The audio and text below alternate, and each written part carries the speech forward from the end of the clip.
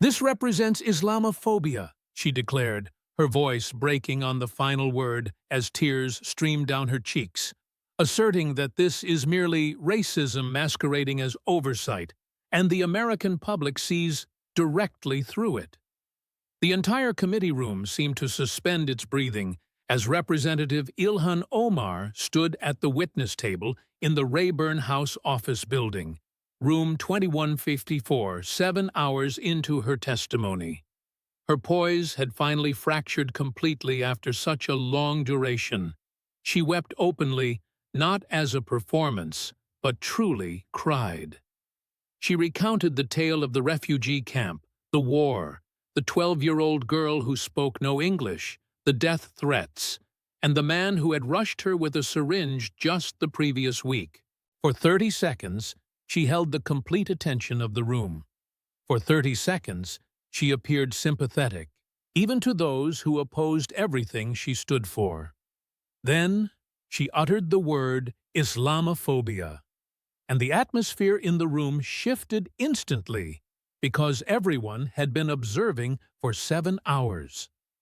Throughout those 7 hours, Speaker Mike Johnson had not mentioned Islam a single time. Johnson waited patiently, holding his silence until she resumed her seat. He waited until her attorney placed a comforting hand on her arm. He waited until the gallery quieted down and the murmuring ceased, and the C-SPAN cameras focused on his face. Then he began to speak, and his voice maintained the same flat, clinical tone it had held all day. It was the voice of an auditor reciting a column of figures that failed to balance. "Congresswoman, I have not referenced your religion a single time today. Not once. And you may check the official transcript. I have not mentioned your race, your hijab, your immigration status, or your background." He lifted 2 sheets of paper from the table, holding them up so the cameras could clearly view 2 congressional financial disclosure forms.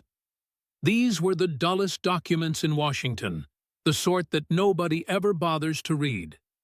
"I have spoken only about these documents, your specific numbers, and your signature."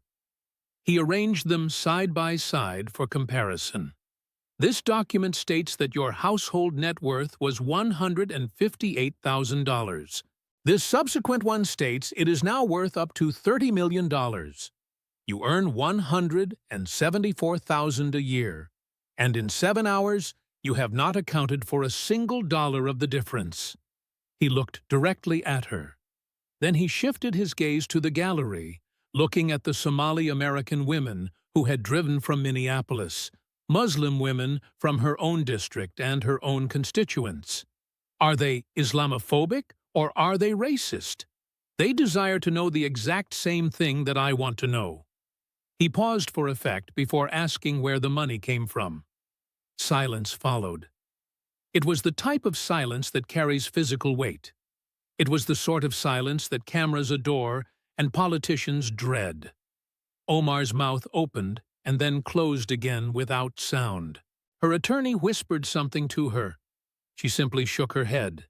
There was no answer given. It was this silence that would headline every newscast later that night. It would not be the tears, nor the refugee story, nor the accusations of persecution, but the silence of a woman who could not explain her own bank account. To understand how they arrived at this moment, how a congresswoman who had survived Trump, death threats, being stripped from committees and being called a terrorist on cable news every night for 6 years, ended up undone by a piece of paper she had signed herself. You have to go back. You must rewind 8 hours to the morning when Ilhan Omar walked into the Capitol thinking she knew what was coming. She had no idea that Mike Johnson was not going to attack her identity. He was planning to read her receipts aloud. It was just past 8 in the morning when she sat in her Longworth building office reviewing talking points with her team. David Brennan, her attorney and a K Street veteran who charged $800 an hour and had shepherded half a dozen members of Congress through ethics complaints, sat across from her with a legal pad full of anticipated questions and rehearsed answers. "It was the standard playbook," Brennan said. "They will ask about feeding our future, and you had nothing to do with it. They will ask about campaign finance." The FEC dismissed that complaint in 2021 with a unanimous decision. "They will ask about your financial disclosures, but everything was filed properly. If they push on Tim's businesses, we defer to your husband's right to conduct private business without congressional interference." Omar nodded while scrolling through her phone. Her mentions were already flooding with activity. Progressive allies were posting support, and squad members were tweeting solidarity. The hashtag Defend Ilhan was climbing the trending lists. The machine was operating exactly as intended. It always worked this way. Every attack on her became a fundraising cycle, a media tour, and a chapter in the story of a refugee who refused to be broken. "They have been investigating me for months," she said. "If they had anything real, we would know by now. This is just red meat for the MAGA base, the same thing they always do. It is the same thing Trump does every time his numbers drop. They attack the Muslim woman from Minnesota." She put her phone down and looked at Brennan. "Honestly, this might actually be good for us. The primaries are coming up. Every time Republicans drag me into a hearing, my small-dollar donations spike. Let them waste their time." Brennan did not share her optimism entirely. Lawyers are paid to worry, but he saw no genuine legal exposure. The FEC complaint had been dismissed. Her disclosures were filed. The fraud cases in the district were ugly, but she was not named in any of them. As far as he could tell, this hearing was a political exercise, and political exercises were Omar's home turf. Her chief of staff, Ela Basher, had the media strategy mapped out. "The second they go after you on anything Somalia-related, we pivot to the refugee story. If they bring up the fraud cases, we point out you were never charged, never implicated, and never named in any indictment. If they hit your finances, Tim's businesses are his businesses. You have student loans, and you have been transparent."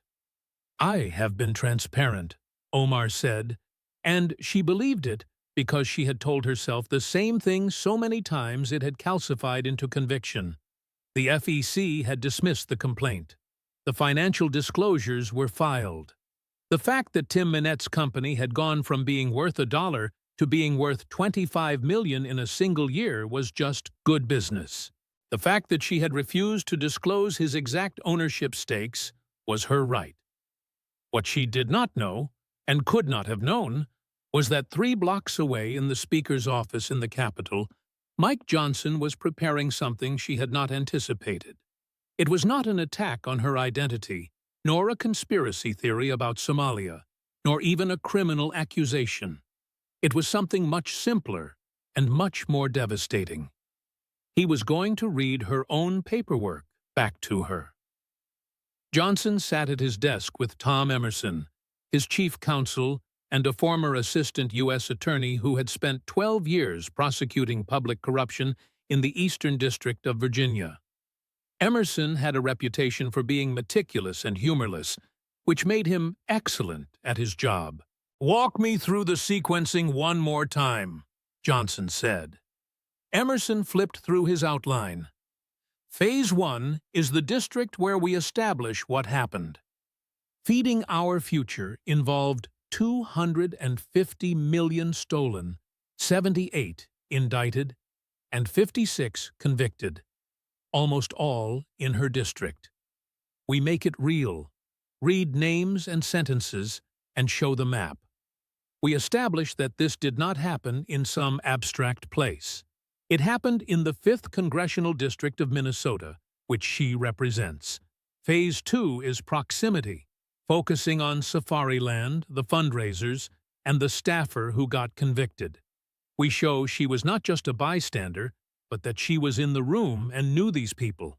Phase 3 is the money, specifically her financial disclosures and the jump from $158,000 to potentially $30 million. We highlight Tim Manette's businesses, the E Street Group payments, the winery fraud allegations, the cannabis deal collapse, and the OFAC freeze. We do not accuse her of stealing. We just ask where the money came from and watch her fail to answer.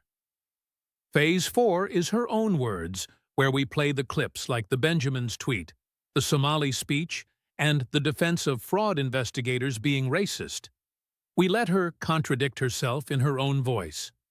Phase 5 is the shield, showing the pattern. Every time someone investigated fraud in her district, someone cried racism. She amplified it. She gave it legitimacy and made it harder for law enforcement to protect her own constituents. Johnson nodded. Tone clinical, Emerson said. Prosecutorial, no emotion, no name-calling, and no culture war. We never mention her religion. We never mention her race. We never mention immigration, but talk about money, documents, votes, and her own recorded statements. If she brings up identity, that is her problem, because we talk about receipts. Johnson felt the weight of what he was about to do. He was not trying to destroy someone. He was trying to hold someone accountable. And there was a difference. At least, he believed there was a difference. Let's go, he said. At 9:45, both sides converged on the hearing room. Omar entered through the main corridor, surrounded by supporters. Representatives Alexandria Ocasio-Cortez and Rashida Tlaib walked beside her with cameras flashing and reporters shouting questions. She stopped for a brief statement. This hearing is a political hit job designed to silence a black Muslim woman who speaks truth to power. I will not be silenced. I will not be intimidated. And I will continue fighting for my constituents and for justice. The statement was polished and practiced. She looked exactly the way she wanted to look, strong, defiant, and unbowed. Johnson came in through a side entrance carrying his binder, avoiding cameras and looking like an accountant heading to an audit. The hearing room filled with every seat taken and the press gallery packed. The gallery was a split screen of America. Omar, supporters in purple. We stand with Ilhan shirts sat on one side. On the other sat a small group of Somali American women who had driven from Minneapolis. They were not wearing political shirts. They were wearing the faces of people who had something to say and had waited a long time to say it. At 10 o'clock sharp, Johnson gavelled the hearing to order. The Committee on Oversight and Accountability will come to order. We are here today to examine questions of fraud, accountability, and constituent representation in federal assistance programs with a specific focus on events in Minnesota's 5th Congressional District. His voice was dry, procedural, and deliberately boring. This was not theater. This was paperwork. Congresswoman Omar, you are here pursuant to subpoena. You have the right to counsel and the right to make an opening statement. Do you understand these rights? I do. Would you like to make an opening statement? She stood, looked at the cameras, and drew a breath. Yes, Mr. Chairman, thank you. She gave the speech, the one she had rehearsed about the refugee story, the camp in Kenya, coming to America with nothing, learning English, working hard, becoming a citizen, and being elected. All of it was true, all of it was moving, and all of it was irrelevant to what was about to happen. Everything I have done has been in service of my constituents, she said. I have spent my career fighting for refugees, for immigrants, and for working families. I did not commit fraud, I was not charged with fraud, and I was not named in any indictment. This hearing is a political exercise designed to punish me for being who I am and saying what I believe. Her supporters applauded. Johnson let it run for a few seconds, then gavelled them quiet. Thank you, Congresswoman. That was a moving statement. Now, let us look at the record. He opened the binder to the red tab and suggested they start with what happened in her district. Johnson pulled up a map on the screen behind him. It showed Minnesota's 5th Congressional District, which covers Minneapolis and surrounding areas. On the map, red dots marked the locations of Feeding Our Future meal distribution sites that were later identified as fraudulent. There were dozens of them, nearly all clustered in Omar's district. The map looked like it had a rash.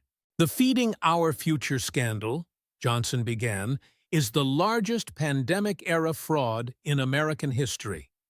A nonprofit called Feeding Our Future claimed to distribute meals to children through the federal Child Nutrition Program. During COVID, when schools were closed, the program expanded dramatically. Feeding Our Future went from handling 3 to 4 million annually to claiming reimbursements for 91 million meals. He let that number land, 91 million meals. Except most of those meals were never served. The sites were fake, and the attendance rosters were filled with invented names. The invoices were forged, and the money, $250 million of federal funds meant to feed hungry children, was stolen. He read from the Department of Justice press release. It was stolen and used to buy luxury cars, vacation properties, jewelry, and commercial real estate in Minnesota, Kenya, and Turkey. Some of the money was wired overseas to accounts in Mogadishu. 78 people have been indicted and more than 56 convicted. The ringleader, a woman named Amy Bach, was found guilty on all counts this year. Most of the other defendants are members of the Somali American community, your constituents, Congresswoman, people who live in your district and people who voted for you. He began reading names slowly, one at a time. Muhammad Ismail, 12 years in federal prison and ordered to pay $47 million in restitution. Abdi Aziz Farah, 9 years, and Abdi Majid Noor, 6 years.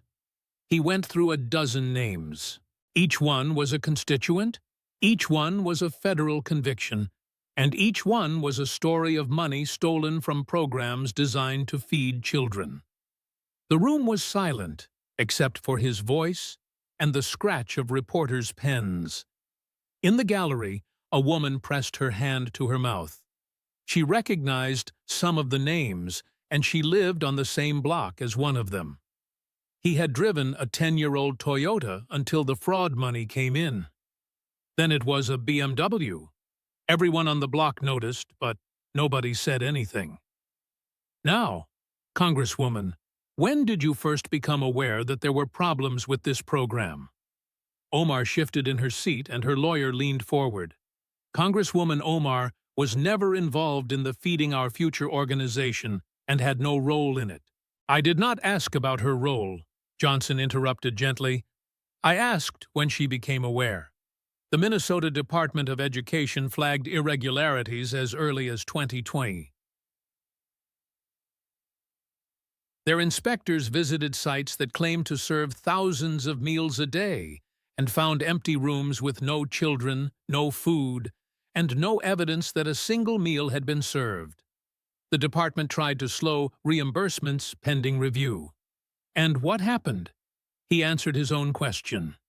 Feeding Our Future sued the state, claiming the investigation was racially motivated because many of their operators were Somali. A Ramsey County judge held the Minnesota Department of Education in contempt of court and ordered them to keep paying while the lawsuit was pending. The investigation was crippled for months, and millions more dollars disappeared during that delay. Did your office support Feeding Our Future's position? Did you or your staff communicate with anyone involved in the lawsuit? Did you make any public statements supporting the claim that the state's oversight was racially motivated? Omar started carefully. I have always stood against racial profiling in all its forms. I am not asking about racial profiling in the abstract. I am asking about this specific case, a $250 million fraud, and an investigation that was delayed because someone cried racism. Did you support that narrative? He clicked to a video. It showed Omar at a press conference, not from the Feeding Our Future case specifically, but from early 2006. The broader federal fraud investigation in Minnesota. Her voice filled the hearing room. There is no reason for them to use this level of rhetoric, and no reason for them to fully stop these programs. The only reason they are doing that is for PR purposes. Johnson stopped the clip. 250 million stolen, 78 people indicted, 56 convicted, and you called the investigation PR purposes. Were the convictions for PR, Congresswoman? No answer came, just a glare. Johnson shifted to the blue tab. His voice stayed level, almost conversational, like a man reading from a spreadsheet, which in a way he was. Let me ask about Safari Restaurant. Omar's jaw tightened slightly, barely perceptible, but the cameras caught it. Safari Restaurant in Minneapolis is co-owned by Salim Saeed, who has since been convicted of wire fraud in connection with the Feeding Our Future scheme. According to trial evidence, Safari was one of the original fraudulent meal sites.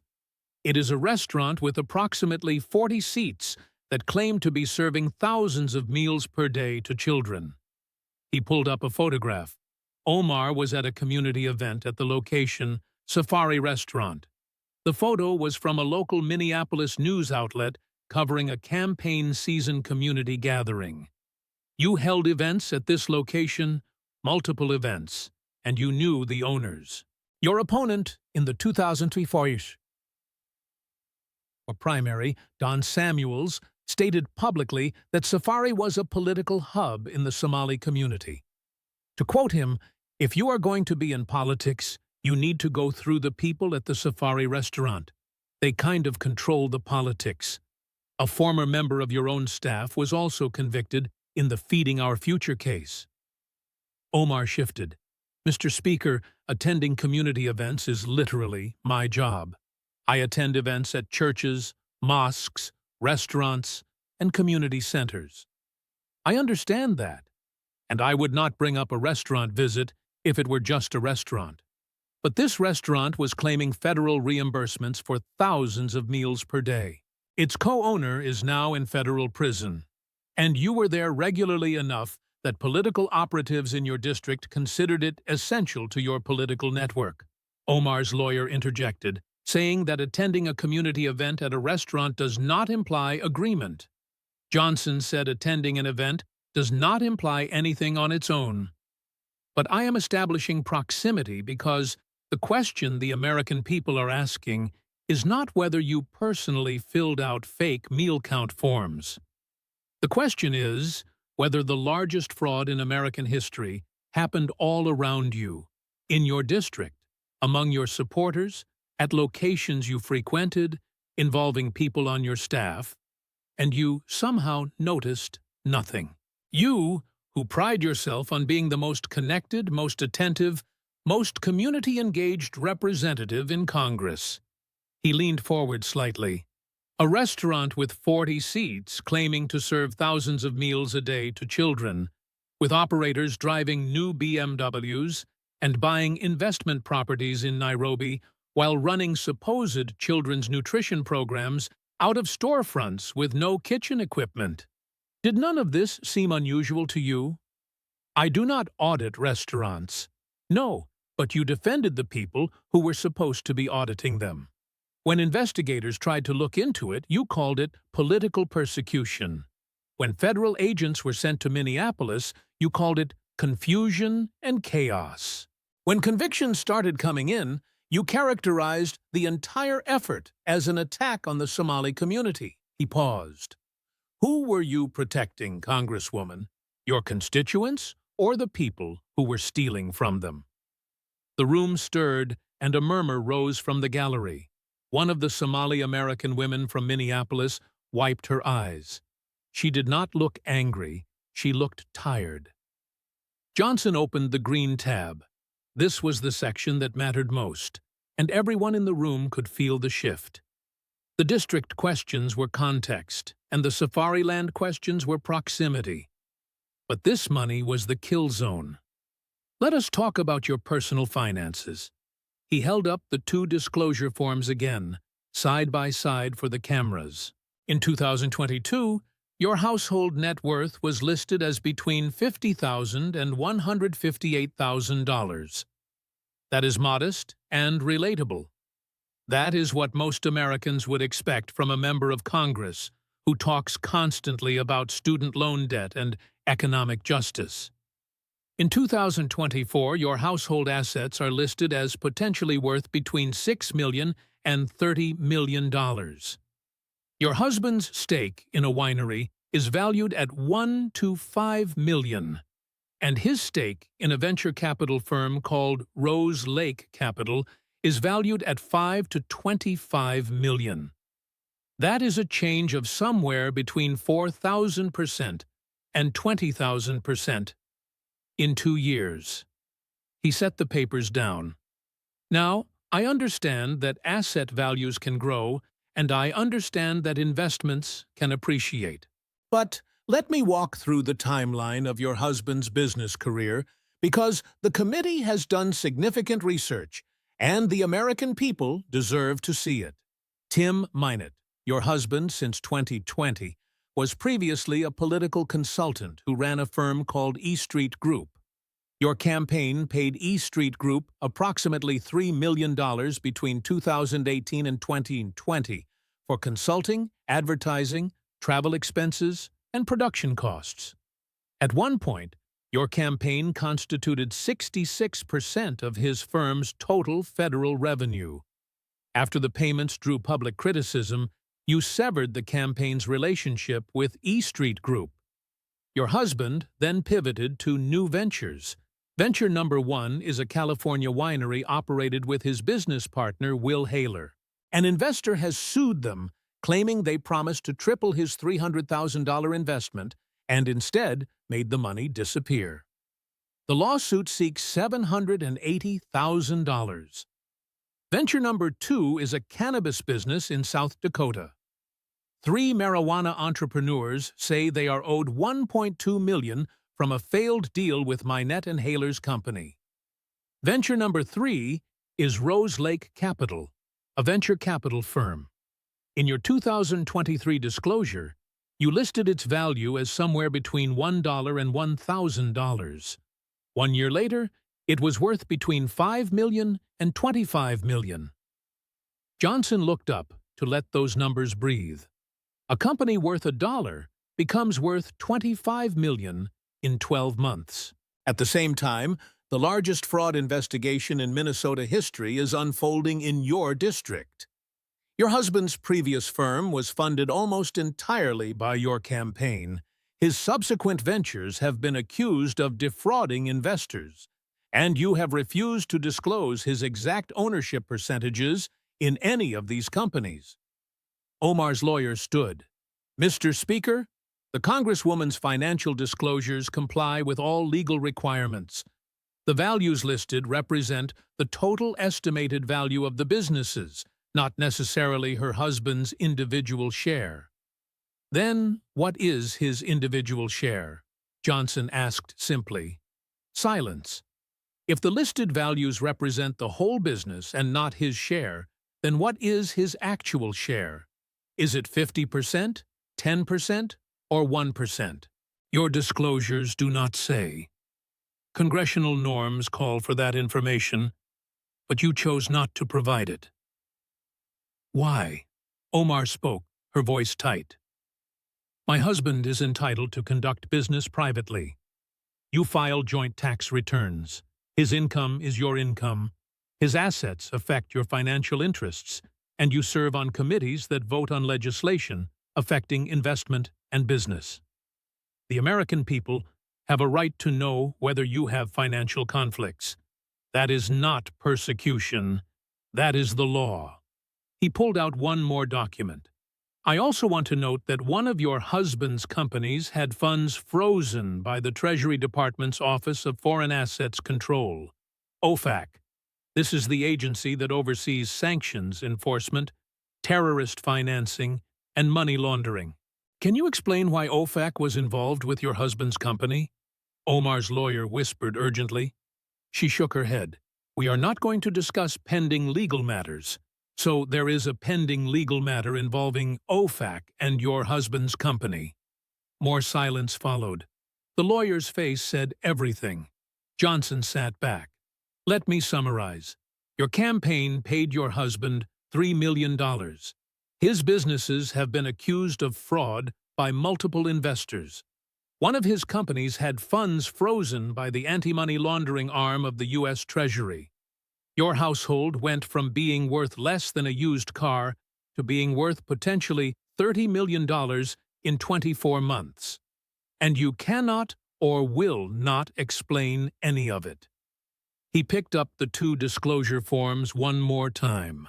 Either these forms are inaccurate, in which case you signed false statements under penalty of perjury, or they are accurate, in which case you owe the American people an explanation for a level of wealth accumulation that would make a hedge fund manager blush. Which is it, Congresswoman? Johnson opened the yellow tab. He did not reach for documents this time, but reached for his tablet. This was the section built on Omar's own voice, her own words played back in sequence to reveal a pattern she had never been forced to confront. Congresswoman, I want to play a few clips, all public record, all your own statements. He pressed play. First clip, February 2019. The tweet heard around the world, read aloud, because tweets do not have audio. It is all about the Benjamins, baby. This was Omar's response to a question about why members of Congress support Israel. The bipartisan condemnation that followed resulted in her own party's leadership calling it out. Her apology followed. Johnson read the apology. Anti-Semitism is real, and I am grateful for Jewish allies and colleagues who are educating me on the painful history of anti-Semitic tropes, which is why I unequivocally apologize. He looked up. You apologized for suggesting that money buys political loyalty. You said it was an anti-Semitic trope to imply that financial interests drive congressional behavior. Do you stand by that apology? Omar hesitated. This was a trap, and she could feel it, but she could not see where it closed. Her lawyer started to lean in, but she waved him off. She had handled this one herself. I do. I apologized, and I meant it. Good. I respect that. So the idea that money creates improper political influence is, in your view, a serious accusation, one that should not be thrown around lightly. It should be made with evidence, not with stereotypes. Agreed. So let me present some evidence. Johnson's voice did not change. Your campaign paid your husband's consulting firm $3 million. After you married him, his companies suddenly became worth millions more. You sit on committees that affect the industries his companies operate in. He has a stake in a venture capital firm that invests in businesses that may be affected by legislation you vote on. He paused just long enough. By your own standard, the standard you set in your apology, would it not be fair for someone to ask whether money has influenced your behavior? Would it not be fair to ask whether the $3 million your campaign paid your husband created any kind of improper loyalty? The room went quiet. Omar stared at him. That is completely different. Why? Because it is you? Because when someone else's financial relationships create an appearance of corruption, it is a legitimate concern, but when it is yours, it is persecution. He did not wait for an answer.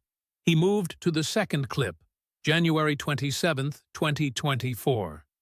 The Somali speech.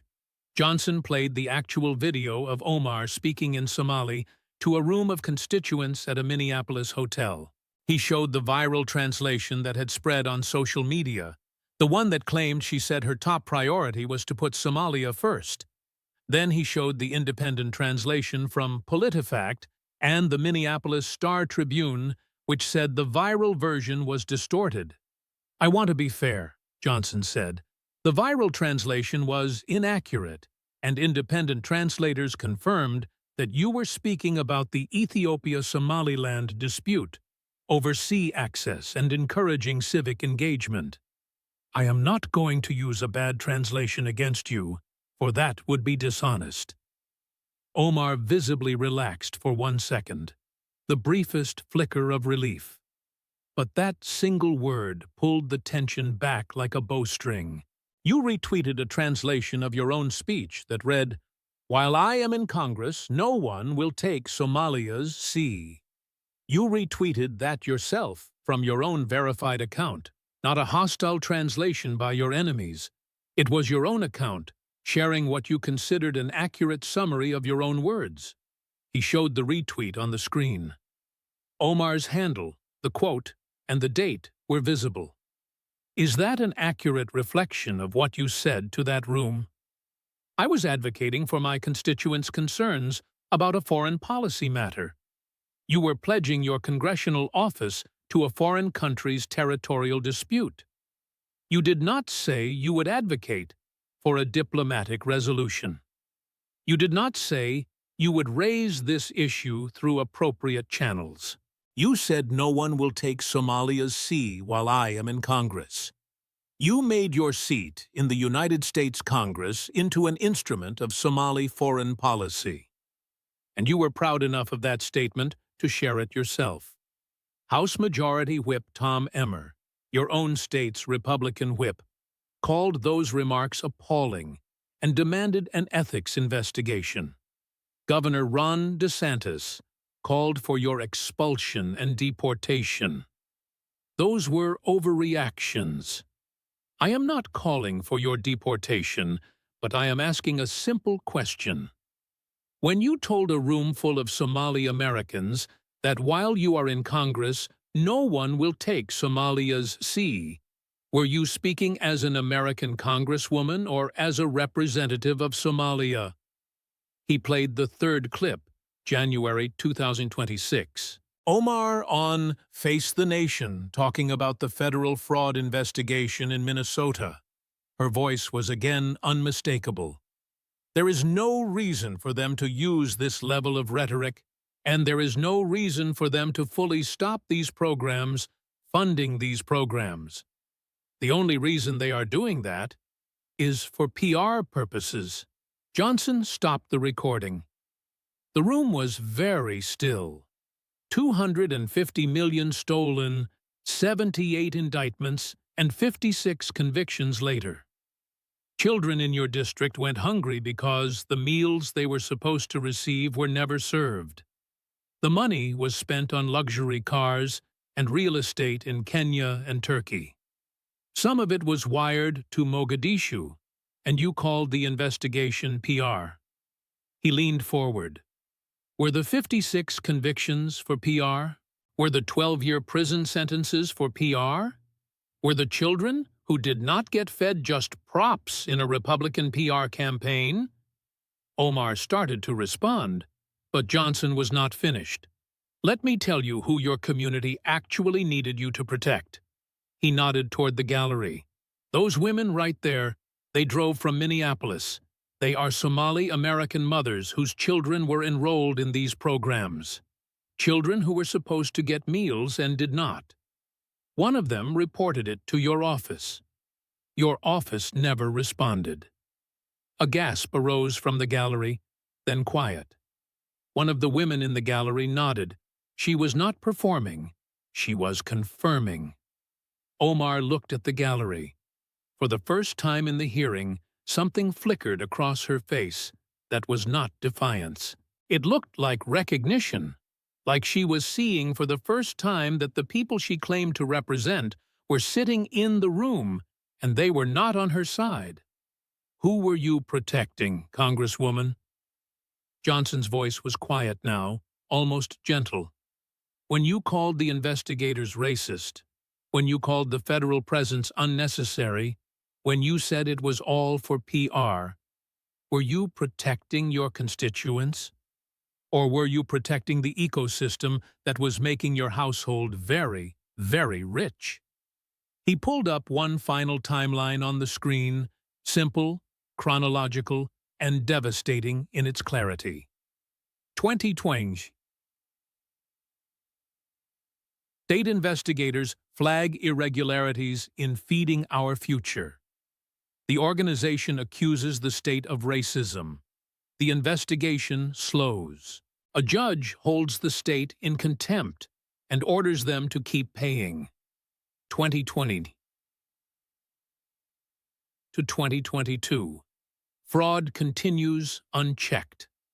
Another 100 million disappears. Money flows overseas. Children go unfed. 2022.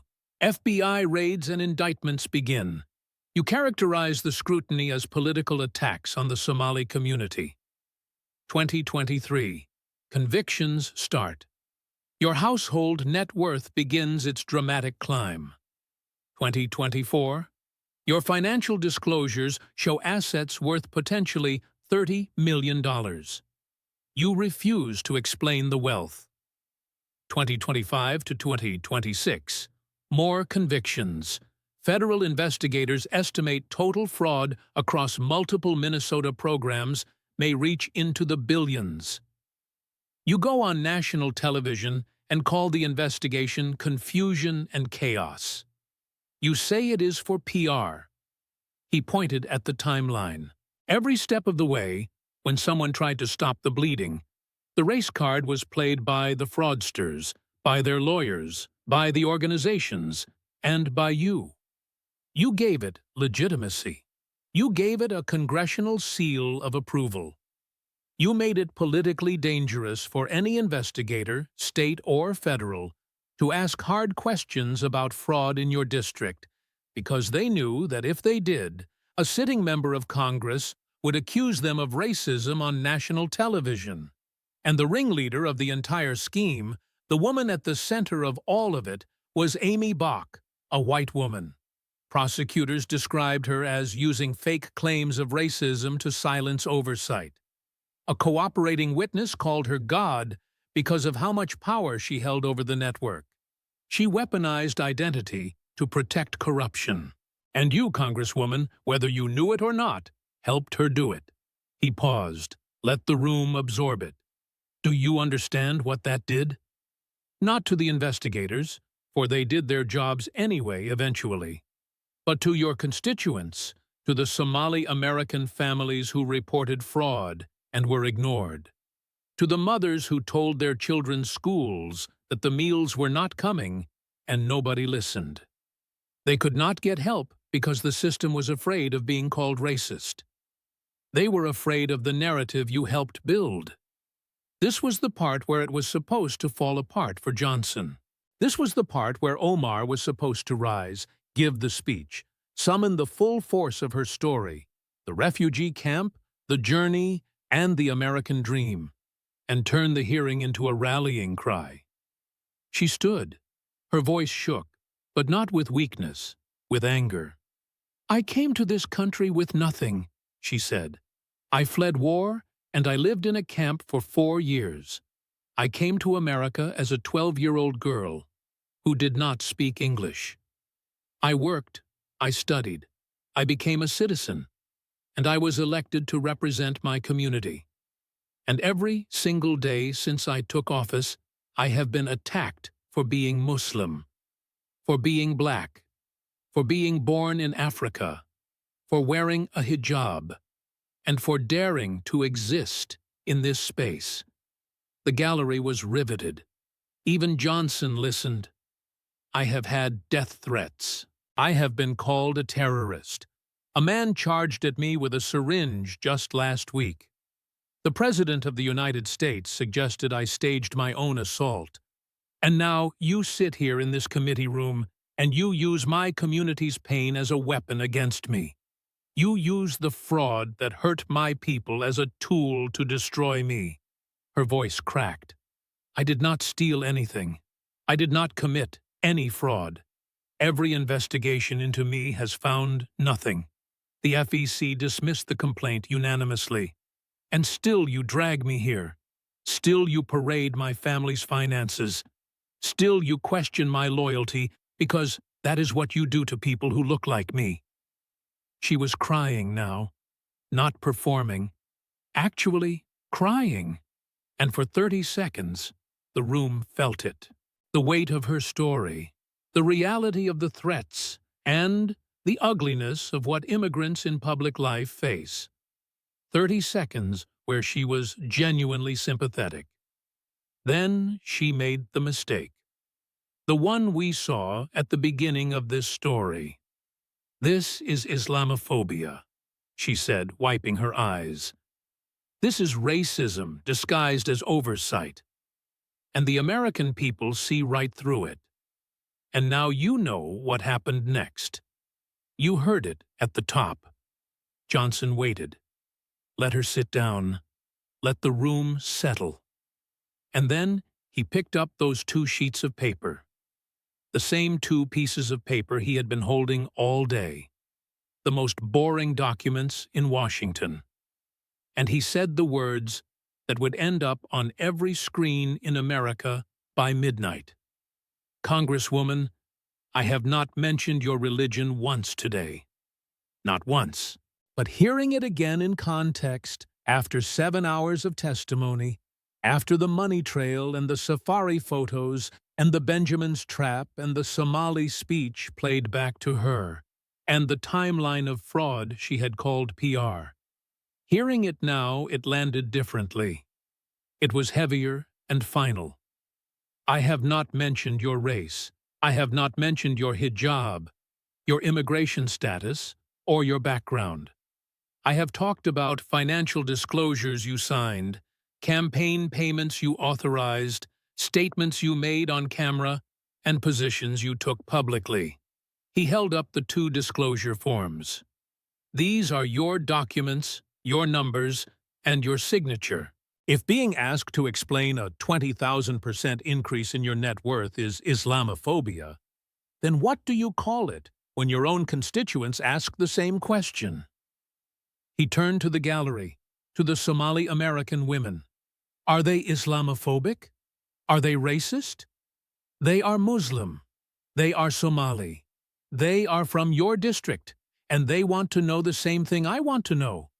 Where did the money come from?" Omar sat. She had nothing left. The refugee story, which was real and powerful and true, had been deployed in the wrong place at the wrong time, aimed at the wrong accusation. Johnson had not questioned her loyalty or her faith. He had questioned her bank account. And the refugee story does not answer a financial disclosure. Johnson straightened his papers. "Let me bring this together." He spoke directly to the camera now, to the American public. "Here is what we know. The largest welfare fraud in American history, $250 million, happened in Congresswoman Omar's district. Her core constituents were both the victims and, in many cases, the perpetrators. Federal and state investigators tried to look into it. Each time they did, they were accused of racism. Congresswoman Omar amplified that accusation. She called the investigations political persecution. She called them PR. While this was happening, her household wealth exploded. Her campaign had paid her husband $3 million. His subsequent businesses have been accused of defrauding investors. One had funds frozen by the Treasury Department's anti-money laundering agency. Their combined assets went from $158,000 to potentially $30 million in 24 months. She refuses to disclose her husband's exact ownership stakes. She refuses to explain the wealth. I am not accusing Congresswoman Omar of fraud. That is for the Department of Justice to determine. I am saying that the American people deserve answers, and today, in 7 hours of testimony, she has not provided a single one. He picked up a prepared statement. Based on the evidence presented, this committee makes the following referrals. First, to the Department of Justice for investigation of the accuracy of Congresswoman Omar's financial disclosures and potential conflicts of interest. Second, to the House Ethics Committee for failure to comply with disclosure norms regarding spousal business interests. Third, to the Internal Revenue Service for review of joint tax filings in light of the discrepancy between reported income and asset growth. Fourth, to the Office of the Director of National Intelligence for review of Congresswoman Omar's security clearance pending the outcome of these investigations. Each referral landed like a stamp on a document. Administrative, bureaucratic, and devastating. Congresswoman Omar, Johnson said, "You are not being charged with anything today, but you are being asked to answer questions you have refused to answer, and the American people will draw their own conclusions from your refusal." He closed his binder. This hearing is adjourned. He stood. The committee members stood. They filed out. No drama, no shouting, no theatrical pronouncements.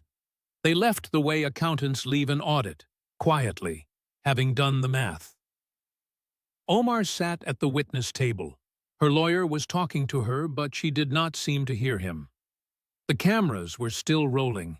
Her supporters in the gallery were chanting something, but it sounded far away, like noise from another room.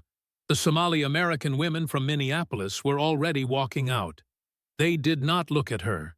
She had come into the hearing as a symbol of immigrant resilience. She was leaving as a woman who could not explain her own bank account.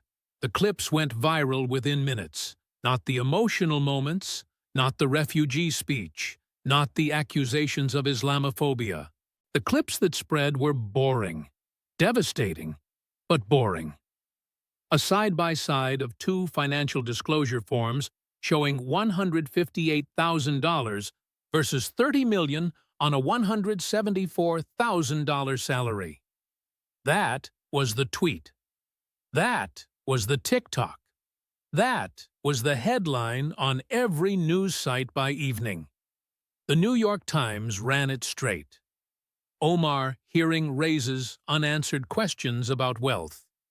The Washington Post, from $158,000 to $30 million, Omar's financial disclosures under scrutiny. Even outlets sympathetic to her could not avoid the math, because math does not have a political party. Progressive allies tried the usual defenses. AOC called it a witch hunt. Tlaib called it Islamophobia. But the problem was that Johnson had not mentioned Islam, had not mentioned race, and had not mentioned Somalia, except in the context of a fraud scheme with 56 federal convictions. He had talked about numbers on forms she had signed herself. The defenses did not stick because they were aimed at a tax that had not been made. The polls moved, not dramatically. Americans do not change their minds about politicians overnight. But the question planted itself: where did the money come from? And it was the kind of question that does not go away because there is no satisfying answer. If the money is legitimate, show the receipts. If the receipts are private, explain why. If you cannot explain why, people will fill in the blanks themselves. In Minneapolis, the Somali-American community response was complicated. It was not the unified defense Omar had counted on. Some people rallied behind her. Others were quieter. A local imam gave a Friday sermon about accountability that did not name Omar but did not need to. When someone claims to speak for us, he said, we have the right to ask, are they speaking for us or for themselves? The women who had gone to the hearing gave an interview to a local station. One of them, a nurse named Halima, said something that cut deeper than anything Johnson had said in the hearing room. I came to America as a refugee just like her. I work 60 hours a week. I pay my taxes. And when people in our community stole money that was supposed to feed our children, She called the investigators racist. She did not protect us. She protected them. And now she is worth $30 million, and I am still paying off my daughter's school lunch debt. Another woman, Zara, a small business owner who ran a halal grocery, added her voice. We are not a shield. Our identity is not a defense attorney. When someone steals from our children and then hides behind our pain, that is not representation. That is exploitation. It was not anger in their voices. It was exhaustion. The exhaustion of immigrants who played by the rules, watching someone who at minimum looked away while others broke them, and then calling every question about it bigotry. They had not come to Washington to destroy Ilhan Omar. They had come because they had been waiting for someone to ask the questions their congresswoman would not answer. And they were tired of waiting. The House Ethics Committee opened a formal inquiry within a week. Not into fraud, that was the DOJ's territory, but into the financial disclosures. The specific questions were narrow and bureaucratic. Did the disclosures accurately reflect the value of the assets? Why were spousal ownership stakes not specified? Were there unreported conflicts of interest? Boring questions. The kind that end careers not with a bang, but with an audit. Omar held a press conference the next day. She called it political persecution. She called it Trump's vendetta. She invoked her refugee story again. She did everything she had always done, the script that had always worked. But something had shifted. The question was not about her identity anymore. It was not about Islam, or refugees, or Somalia. It was about a number on a form. A number she had signed. A number that did not add up. She kept talking. The cameras recorded her. But the question just sat there, patient and immovable, like Mike Johnson sitting at the head of that committee table with his color-coded binder, waiting for an answer she would never give.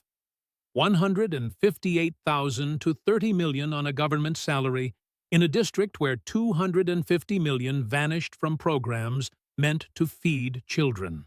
While the congresswoman called every investigator racist and every investigation a witch hunt, the math did not add up. And in Washington, when the math does not add up, the story writes itself. She never explained the money. She never disclosed her husband's ownership stakes.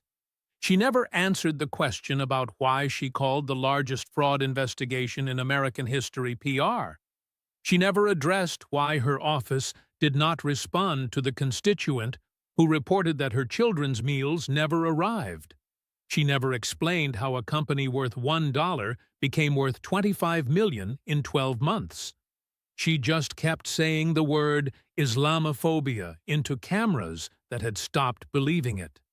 Not because Islamophobia is not real. It is, and she had genuinely suffered from it. But because you cannot use a real wound to cover a fake alibi. Eventually, people stopped looking at the wound and started looking at the numbers. And the numbers were right there on the forms she signed herself under penalty of perjury, in black and white. Where did the money come from? She never said. And in Washington, what you do not say is louder than anything you do.